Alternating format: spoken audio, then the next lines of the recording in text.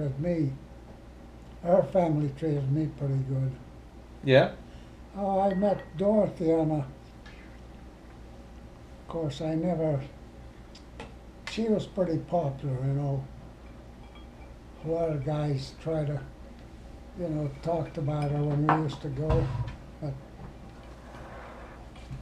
I never thought I'd ever, have a chance. She had a boyfriend, just, well, I ended up with a prize. Yes, you did. I know my buddies, I used to, you don't have a chance, oh man, of course, I wasn't a hound after girls, but I went out with them once in a while for date and stuff like that, but we went out and stuff, had fun Sundays and things like that. I'd go out to do things, but I never thought with her, a lot of guys knew her, everybody knew of her, Dorothy. Of course, she had her brother Billy, he was in Vern always, that was her boyfriend. He was, every place they went, Vern was with them, she was with Vern.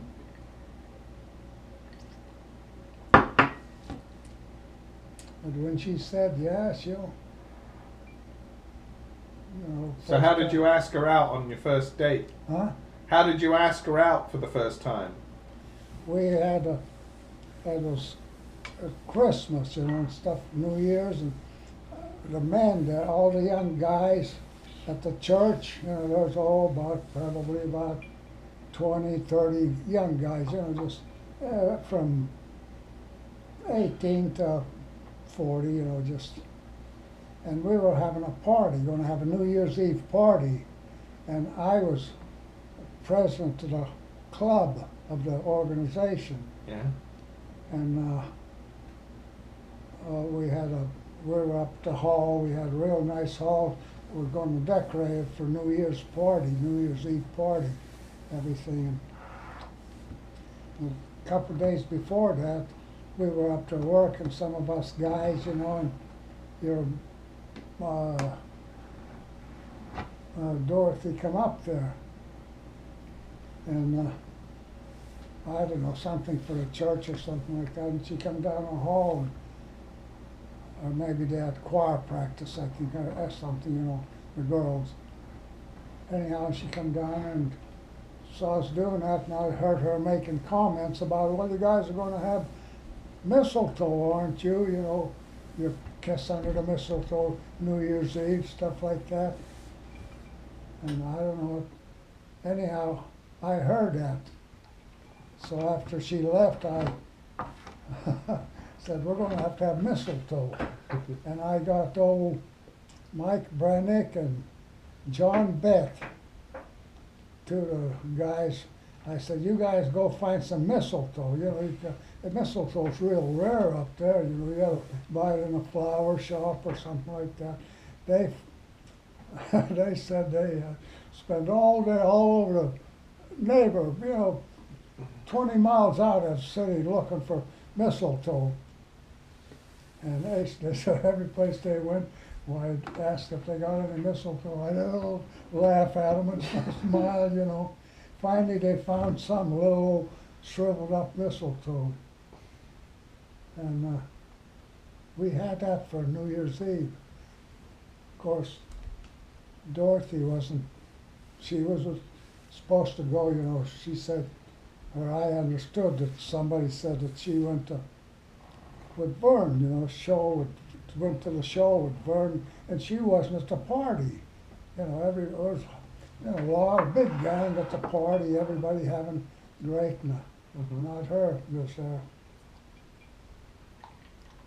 I said, okay, that kind of dampened me, spoiled it a little bit. But I had fun, I never expected in the first place anything. And we had fun, and about 11:30 or something like that, you know, before New Year's, like, here Dorothy come in there, you know. I saw her come in there, and we didn't, I just, then New Year's Eve, I don't know if anybody used the mistletoe or not, you know, I mean, but I said, she said, oh, Vern had to work that night, and she and her girlfriend, Dorothy Taylor, went to the show, just the two of them. And I said, well, that's still not good, you know, she went by herself without Vern, and anyhow, she could have come up there, but we talked around her a little bit, and of course, New Year's Eve, hey, everybody, you know, went 12 o'clock, had a big thing, and right after that, we start dissipating, everybody, you know. And me and the guy I was with was Rosemary's brother, him and this girl he said, so let's go out to get something to eat, you know, after we broke up. And of course, I didn't have a girl or anything. Dorothy was still fooling around or somebody, and I got real brave, and I said, we're going, Ray and I are going out to next town there, see if we can get something to eat a little bit, you know. I said, you want to come? She said, yeah, I'll go. She said, well, I'll have to go tell my mom. She was 20 years old then, you know. She had to go tell her mother, 21, something like that. And man, I said, well, okay, we're just going to go out, see if we can get something to eat, and we're coming back and tell your mother we're, you know, just a... So we went out somewhere and had something, I don't know, maybe another drink or something somewhere or something like that. But we didn't come back, you know, pretty early. And something about, I didn't see her for another week though, you know, but of course I was thinking of her all the time. And then, I want something else. We had about a week later something going on at the church, you know. We had always a young group like that, messing around doing something. And after everything broke up, she said she invited 2 or 3 her girlfriends and boyfriends, you know, and I got invited to her house to come down, you know, just after 10 o'clock or something like that. Well, pretty soon everybody started leaving, you know, and after we were down there, had fun, you know, talked and laughed and played records and stuff like that. And they started leaving, everyone, and first thing I knew, I was just left with her, you know. I said, man, well, anyhow, we talked a little bit, and I said, you know, asked her if I could could come, you know, get together again sometime. And she said, yeah, not real, you know. So after that, I think about 3 or 4 days later, we went to show or something, you know, with this other friend of ours. I said, I'm going to ask her if she'll go, you know. She said, yeah, she'll go. And from there on, we just started getting together more often. We didn't. It wasn't back then. It was a lot different than now, you know. It's not this idea, yes, my name is Andy. Oh, you're Dorothy? Your apartment or my apartment? You know, you didn't go that route. Yeah. And then I was kind of, at that time, my mother was real sick, you know. She was, you know, they give us a couple of months to live, and, we couldn't, couldn't go, and we didn't go anywhere or do anything. And, oh, we went out a couple of times and went to show a couple of times, but mostly at home. We stayed at home. She invited me over there to her place several times, and then after my mother died, why? Did she go to the funeral? Did she go to your mother's funeral? Oh yeah, everybody was at the funeral. That was the biggest funeral they had. Everybody knew the Tatarko, just like they do here now. And they had, that was a 2-mile long funeral. She was there. I don't remember her at the funeral. Yeah. But then after that, we got together a couple of times, and I don't know how, just, of course, after my mother left, why, I went down there and turned in my notice at the company that I was working for. I had a leave, and we just did dates, nothing, just groups, nothing serious, until a couple of weeks before we left, before I left for the Army, that I said, "You're going to write to me?" She said, "I'll write every day." Oh, whoa, that was a big thing. So were you officially dating at that point? Yeah. I mean, did you ask her, no, Dorothy, you going to be my girl? Oh no, nothing serious. We just still girlfriend, boyfriend. I never, of course, I wanted, but she wasn't real, thing like that. And Vern was still around, and I couldn't. But then when I went to the Army, I thought, well, see if I wrote her after I got the Army first letter, and a couple of days later I got 2 or 3 letters, I thought, oh, something, I'm glad, and from then on she started writing every day. And I wrote every day, almost every. And our first furlough I got right after, of course, I called home, and we just were just girlfriend, boyfriend, we weren't anything serious. We had dates and stuff like that, and probably the first furlough was that I kissed her, I don't know, or vice versa. That was a funny thing. That was anyhow. And then Well, tell me, if it was funny, I want to hear about it. Huh? If it was funny, I want to hear it. It was funny. You said it was funny. Oh yeah, well, going back to when I first met her, back before I went to the Army, one night we had 2 or 3 couples there, and of course they all went. Oh, Beth and his girl went, and I was left there with Dorothy, and we were just sitting there talking, and I said, well, right after, as soon as my mother dies, I'm, leaving town. I'm going, leaving, not necessarily military, I wasn't thinking of that. I said, I want to relocate. I hate that, the country up there, the thing. And she was sitting on, like that chair there. I was sitting down in a chair, and she was sitting on this thing, That was closest we ever got then, man. And I said, well, I told him, I said, I just don't like it here. I'm going. She said, well, she didn't like it. Why do I have to go? And all that, wanted me. And I said, well, do you want me not to go?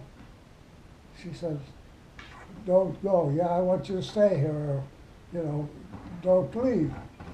And I said, okay, if you really want me to, I said, I'll stay here.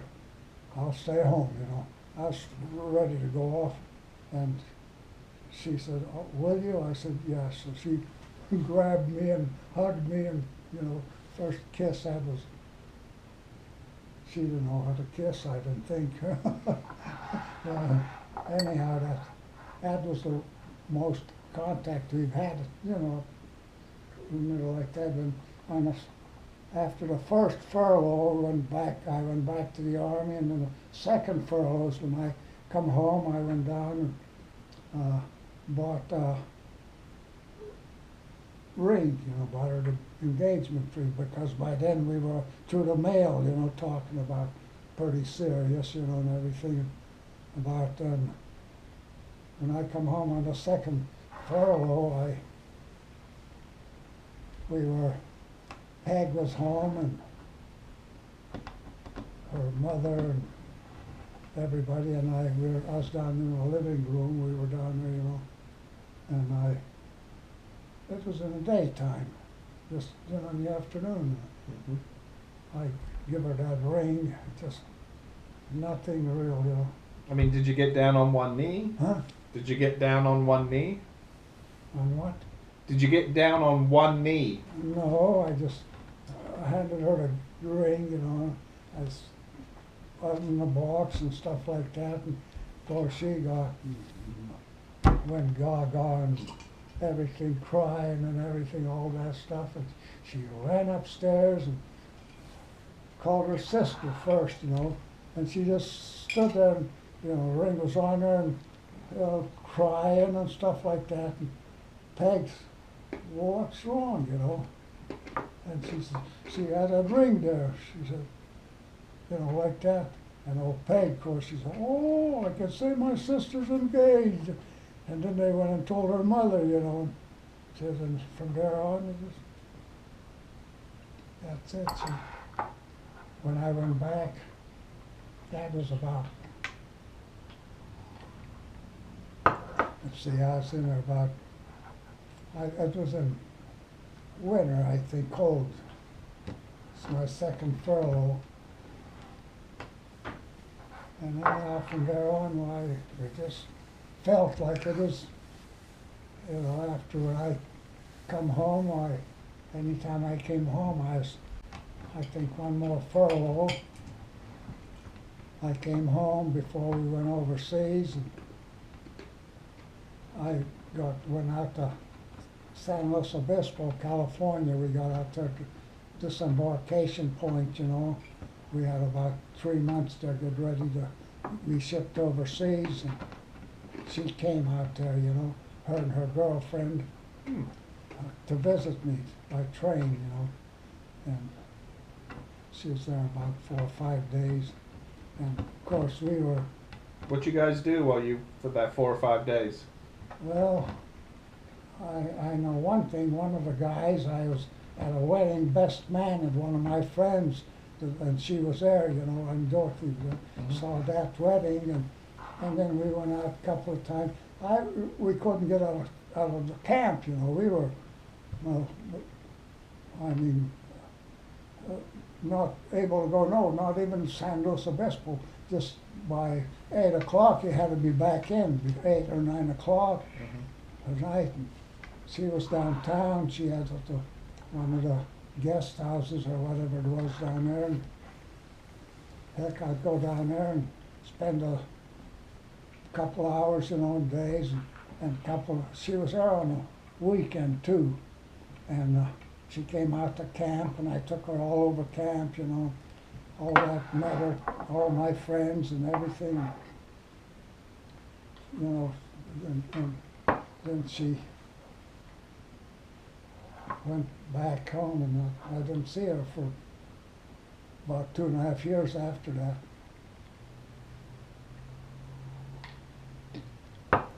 About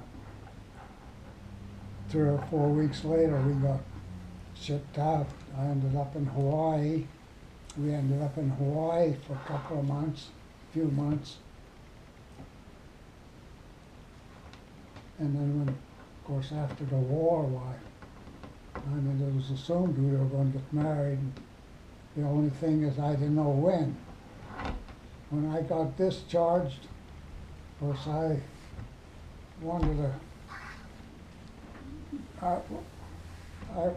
it was funny, not a funny situation, but an odd situation. anyhow, when I got discharged, I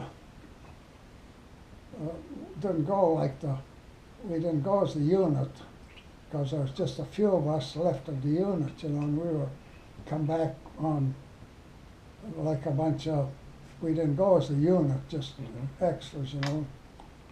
Sims and I and Schwager, we were in about 4 or 5 others that were left, the old guys that we swindled, chiseled a ride back with some other outfit that after the war ended. We were still in combat out there, and when the war ended, why, we, some of the outfits, the 72nd or whatever it was division, we bummed a ride back with them to the States, and I just wanted to get home. I didn't want to even go to separation center. They give us fitted up all our medical, everything for about 2 or 3 days. We're at Camp Hands at the separation center in California there, and of course I didn't want that. I wanted to go. I didn't even go to the final checkup. I didn't want my clothes, no military clothes. I left them. I said, keep them. I don't want them to give everybody, a couple outfits enough to go on. And stuff like that. I didn't even have to go through my papers weren't complete.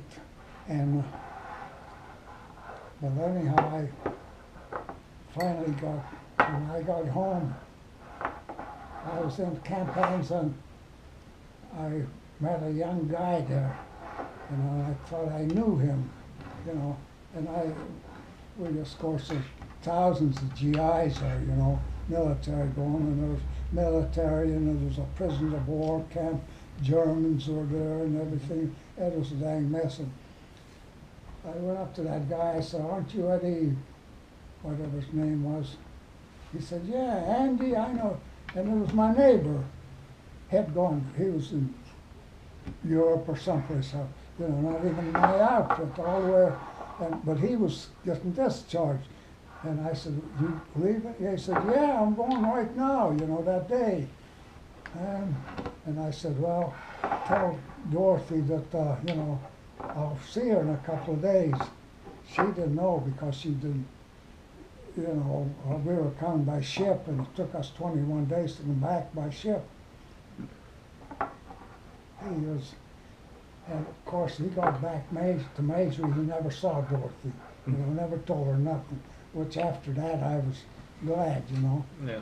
But I come in, and it was November 11th, and I come back on the 12th, I think, 13th, day or two off my birthday.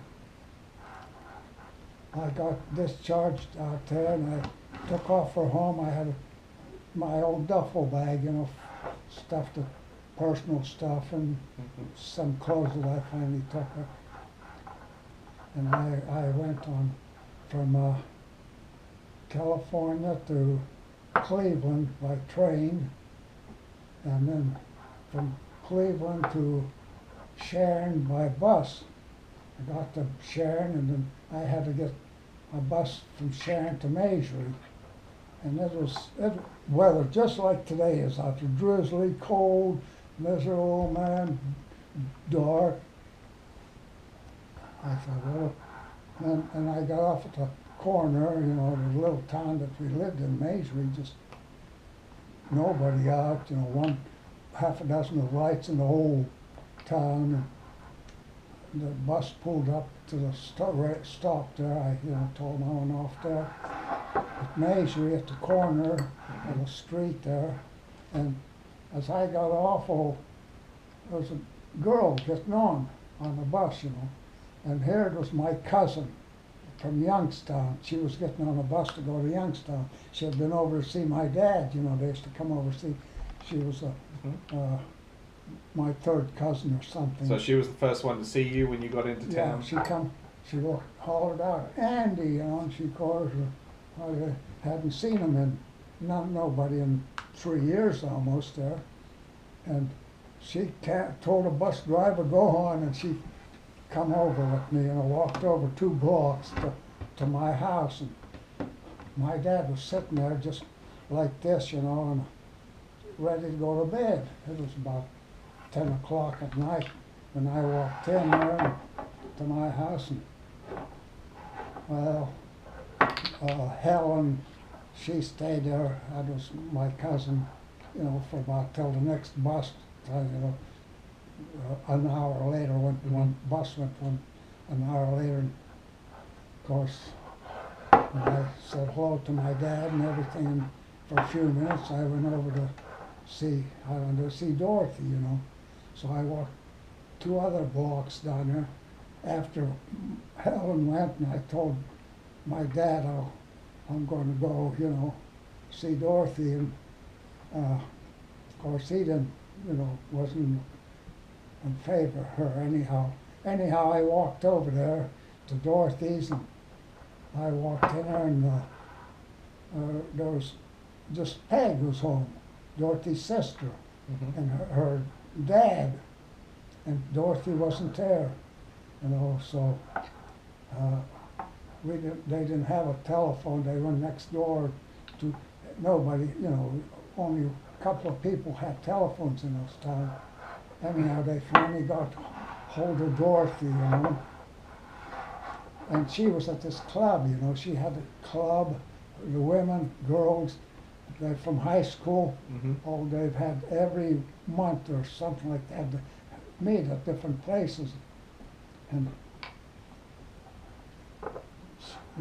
I was at her house with about a half hour later, so she pulled in, and the whole gang came, and they didn't come in the house, they just all ran up to the porch and just wanted to look, see what happens. Dorothy coming in. It was after 2.5 years, I said, we were in the living room like that, and I ran into another room there when I saw her come in there. They all got mad because I went in the dark, and Dorothy, she come in there, saw where I'd gone, and she come running in there. That was a big. That's the way it ended. Well, what did she do? She give you a big hug and a kiss? Oh, yeah, or? a hug and a kiss and everything, it was pretty emotional a little bit there, but we got over that real quick, and we finally,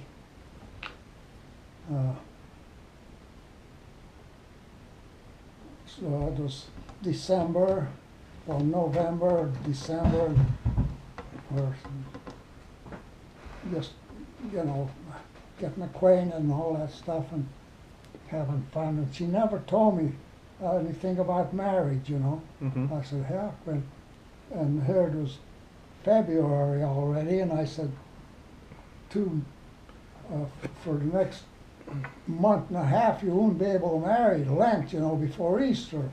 We didn't get married in church during Lent, and finally, when we were out, I said, one night we went downtown and had, I think, dinner and stuff, went to show, and come down, got off the bus, and coming up to the road about 11 o'clock at night, out in the street there, We got almost to the house, and she said, will you marry me on the 23rd of February?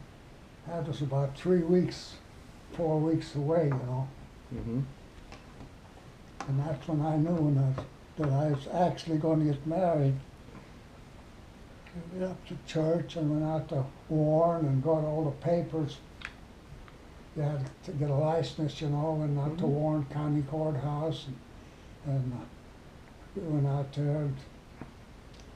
And another funny thing happened. Of course, nobody knew about the date when we were going to get married or anything, Everybody knew that we were together, but, never, half of them never even, yet knew that I was home, at least for 3 or 4 days.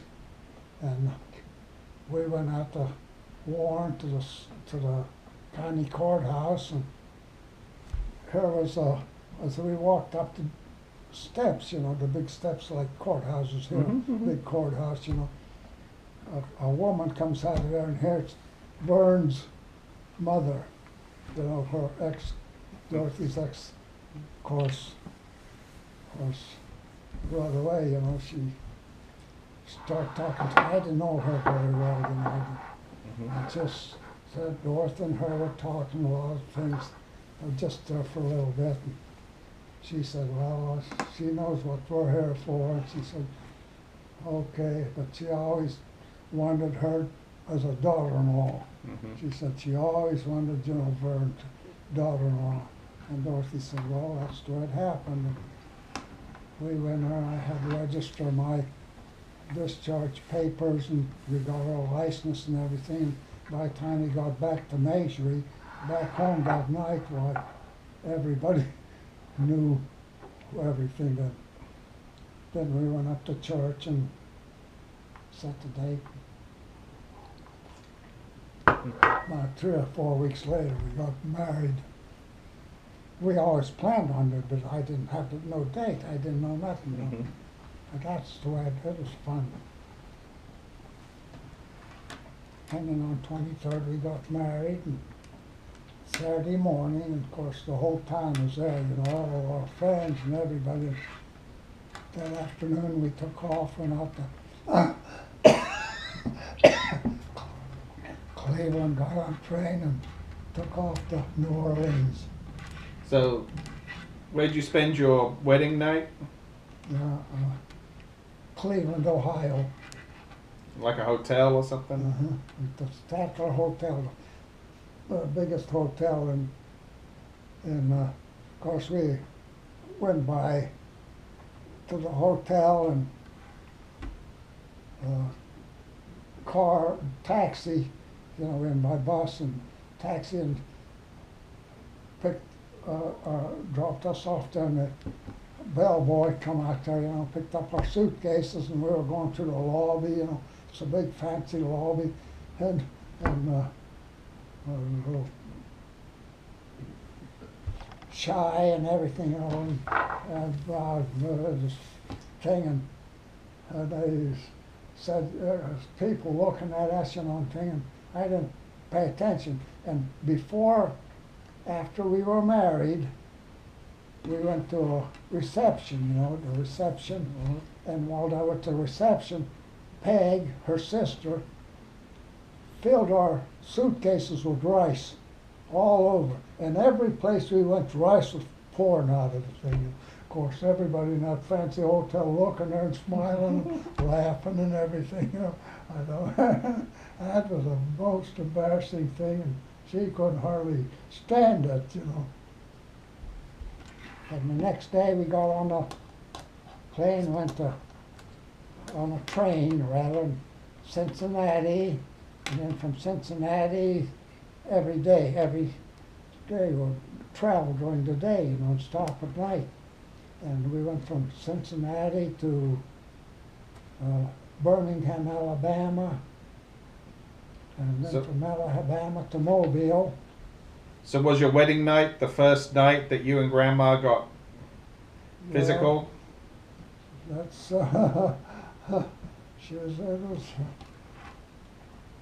I don't know what, I don't remember much about the first night. Yeah. We didn't, I mean, we were almost like strangers. Anyhow, but we had lots of fun, and we got to Mobile and found out we couldn't get no place at the New Orleans, you know, for the Mardi Gras. And we went for the Mardi Gras the last day, you know, the big Shrove Tuesday, the big celebration. We somebody got us a hotel. My company lieutenant, you know, had been home for a couple of months before he was wounded, and he got us a room at the Roosevelt, the big hotel in downtown, and got us a couple of passes to these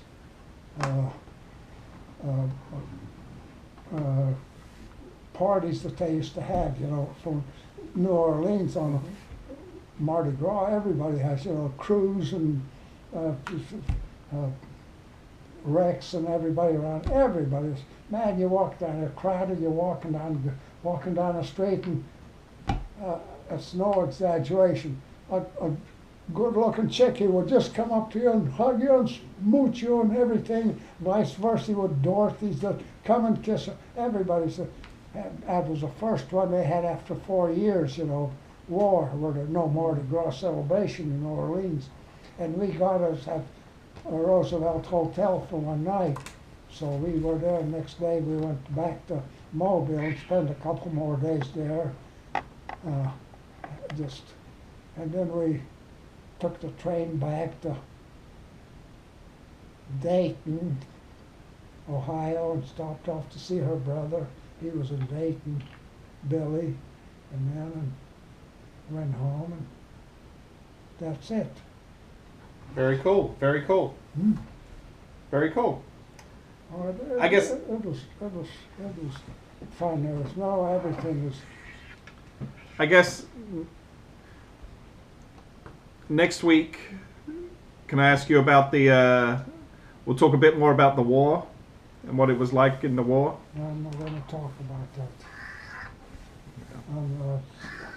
That's I'll stop.